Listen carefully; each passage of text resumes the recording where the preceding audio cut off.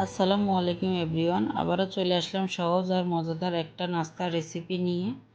আর এখানে আমি বিস্কুট বানিয়ে নিব আর সহজভাবে বানিয়ে নিব, আর সেটা দেখানোর জন্যই কিন্তু আমি ভিডিওটা নিয়ে চলে এসেছি। সবই কিন্তু ঘরে আছে এমন রেসিপি নিয়ে এসেছি, কোনো কিছুই বাইরের থেকে কিনা লাগবে না, একদম বেকারি স্টাইলে বিস্কুটটা হবে। তাই এখানে এই যে আমি চিনি নিয়ে নিয়েছি হাফ কাপ, আর হাফ কাপ চিনি আমি ব্লেন্ড করে নিব, ব্লেন্ড করে গুঁড়া করে নিব, বা আপনারা শিলপাটা কিন্তু গুঁড়া করে নিতে পারেন, বা শিলপাটা গুঁড়া করে না নিলেও কিন্তু হবে, কিন্তু গুঁড়া করে নিলে কিন্তু বেশি ভালো হবে। তো আমি এখানে হাফ কাপ নিয়েছি তেল, আর নিয়ে নিলাম 1 টেবিল চামচ ঘি। আর ঘিটাকে দেওয়ার চেষ্টা করবেন, খুবই সুন্দর একটা ফ্লেভার আসবে আর খেতে কিন্তু দুর্দান্ত লাগবে। আর আমি সেই গুঁড়া চিনিটা দিয়ে দিলাম। গুঁড়া চিনিটা দিয়ে কিন্তু আমি সুন্দরভাবে মিশিয়ে নিচ্ছি, আর 4 থেকে 5 মিনিটের মতো মিশিয়ে নিতে হবে। মিশিয়ে নিয়ে কিন্তু একটা ক্রিমের ভাব চলে আসবে, এমনভাবে মিশিয়ে নিতে হবে। তা দেখুন মিশাতে মিশাতে কিন্তু সাদা একটা ব্যাটার তৈরি হয়ে গিয়েছে। দেখুন একদমই কিন্তু ক্রিমের মতো সাদা হয়ে গিয়েছে। কমপক্ষে 4 মিনিট তো করতেই হবে, না করলে কিন্তু হবে না। তা খুব সুন্দরভাবে কিন্তু আমি মিশিয়ে নিয়েছি। আর এখানে একটা চালনি বসিয়ে দিলাম, বসিয়ে দিয়ে আমি নিয়ে নিলাম 1 কাপ আটা। এটা কিন্তু সবার ঘরেই থাকে। আর নিয়ে নিলাম আমি 1 চা চামচ বেকিং পাউডার, আর বেকিং পাউডারটা কিন্তু দিতেই হবে, না দিলে কিন্তু বিস্কুটটা নরম হবে না। আর এখানে নিয়ে নিলাম স্বাদ মতো লবণ, 1 চিমটির মতো লবণ নিয়েছি। তা স্বাদ মতো লবণ নিয়ে আমি ভালোভাবে চালনিতে যে আমি আটাটা নিয়েছিলাম, আটাটাকে আমি চেলে নিচ্ছি। আর চেলে নিলে কিন্তু এই যে দলা ভাবটা থাকে সেটা কিন্তু থাকবে না। তা সুন্দরভাবে আমি চেলে নিলাম, চেলে নিয়ে কিন্তু আমি এখন একটা ডো তৈরি করে নিব। তা আমি কিন্তু হাত দিয়ে ভালোভাবে মেখে নিব। তা হাত দিয়ে কিন্তু খুব সুন্দরভাবে আলতো হাতে মেখে নিতে হবে, এখানে পানিটা অ্যাড না করলে বেশি ভালো হবে। তার যদি আটাটা একটু বেশি হয়ে যায় তাহলে সামান্য একটু পানি অ্যাড করা যেতে পারে। আর যদি আটাটা কম হয়ে যায় তাহলে একটু আটা দেওয়া যেতে পারে, কোনো ব্যাপার না। তো এখানে সুজিও আপনারা অ্যাড করতে পারেন, আমি সুজিটা অ্যাড করিনি। সুজিটা অ্যাড করলে কিন্তু আরও বেশি ভালো হয়। আর সুজিটা যদি অ্যাড করা হয় তাহলে কিন্তু 1 টেবিল চামচের বেশি কিন্তু সুজি অ্যাড করা যাবে না। অতিরিক্ত সুজি অ্যাড করলে বেশি শক্ত হয়ে যাবে, তাহলে বিস্কুটটা খেতে আবার বেশি ভালো লাগবে না। তা যাই হোক আমি কি সুন্দরভাবে কিন্তু একটা ডো তৈরি করে নিচ্ছি। আর এই পর্যায়ে যদি কেউ লাইক না দিয়ে থাকেন অবশ্যই মনে করে একটা লাইক দিয়ে দিবেন। আর আমার ভিডিওর কোনো অংশ যদি ভালো লেগে থাকে চাইলে আমার চ্যানেলটা সাবস্ক্রাইব করে আমার পাশে থেকে যেতে পারেন। আমার আটাটা একটু বেশি শক্ত হয়ে গিয়েছে, তার জন্য আমি 2 চা চামচের মতো পানি দিয়েছি।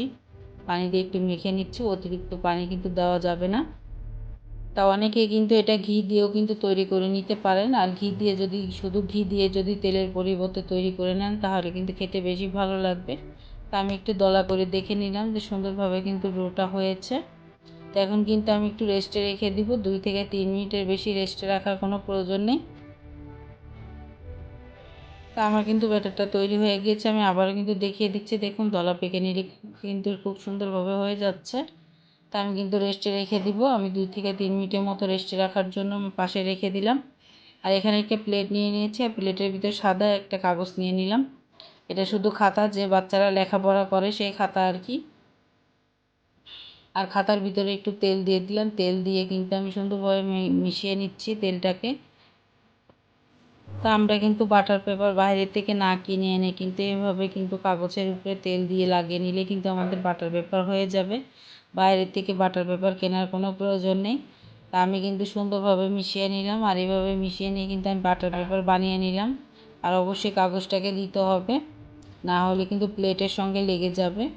সুন্দরভাবে কিন্তু আমার বাটার পেপারটা হয়ে গিয়েছে, আমি সাইডে রেখে দিব। রেখে দিয়ে আমি এই যে এখানে চুলায় একটা পাতিল বসিয়ে দিয়েছি, আর কড়াইটাকে বসিয়ে দিয়ে দিলাম আমি লবণ। আর এটা কিন্তু মোটা লবণ, আর এই মোটা লবণটা কিন্তু শুধু আমি বাইরের জন্য যে কাজ লাগে সেগুলো করি, আমি কিন্তু এটা খাবার জন্য না। আর এই যে এখানে আমি কড়াইয়ের ভিতর দিয়ে দিলাম। আর এই লবণটা কিন্তু আপনারা এই কাজটা শেষ হলে কিন্তু আবারও ঠান্ডা হলে বয়ামে ভরে রেখে দিতে পারেন, এটা পরবর্তী কাজে কিন্তু ভালোভাবে লাগাতে পারবেন।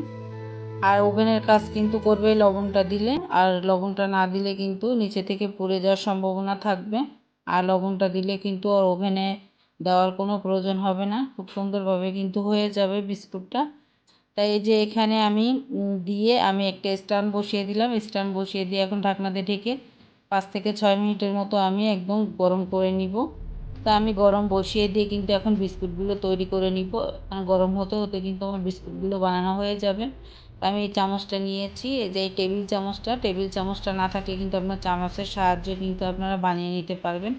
আমি এই চামচটা দিয়ে কিন্তু ঘি মেপে দিয়েছিলাম, তার জন্যই কিন্তু আমি এই চামচটা ধুয়ে নিয়ে নিই, এই চামচটা দিয়েই কিন্তু আমি বানিয়ে নিচ্ছি।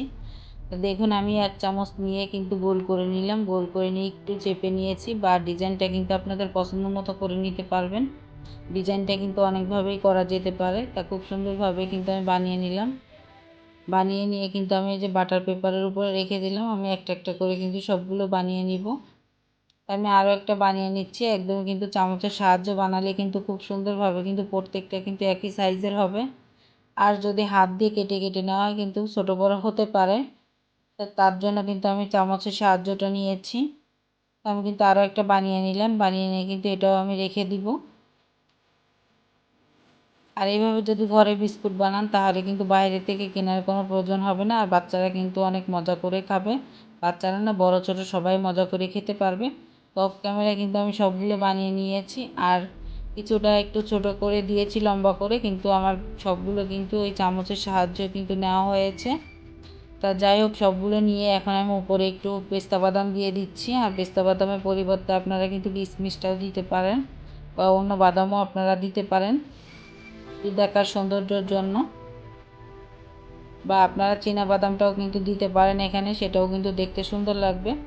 তা আমি পেস্তা বাদামটা একটু ছোট করে কেটে নিয়েছি, কেটে নিয়ে কিন্তু আমি বসিয়ে দিচ্ছি সবগুলোর উপরে। একটু ফাঁকা রাখতে হবে, ফাঁকা না রাখলে কিন্তু যখন বেক হবে তখন কিন্তু এটা বড় হয়ে যাবে, বড় হয়ে কিন্তু একটার সঙ্গে একটা লেগে যাবে।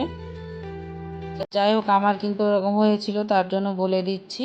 আর একটু ছোট করে আর ফাঁকা করে দিতে হবে, আর একটু ফাঁকা করে দিলে বেশি ভালো হবে। এখানে কিন্তু আমার অনেক ভালোভাবে গরম হয়ে গিয়েছে। প্লেটটা বসানোর সময় কিন্তু খুব সাবধানে বসিয়ে দিতে হবে, নাহলে আটটা পুড়ে যাওয়ার সম্ভাবনা থাকে।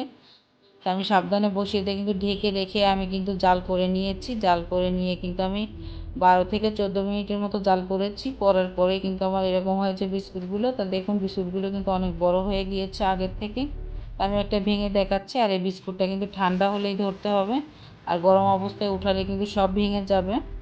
আমার কিন্তু অনেকটাই ঠান্ডা হয়েছে, আর যত ঠান্ডা হবে ততই কিন্তু শক্ত হবে। আর আজকের মতো বিদায় নিচ্ছি। আল্লাহ হাফেজ, আসসালামু আলাইকুম।